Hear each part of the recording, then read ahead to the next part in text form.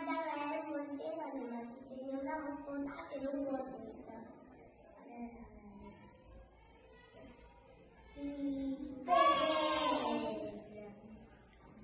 I no se tocava el violí.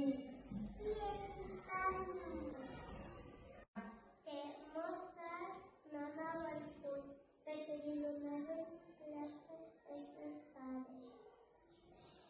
I que Mozart tenia una germaneta que li deien Mariana, i el seu pare Leopoldo, i la seva mare Anna. I componava molta música per als instruments.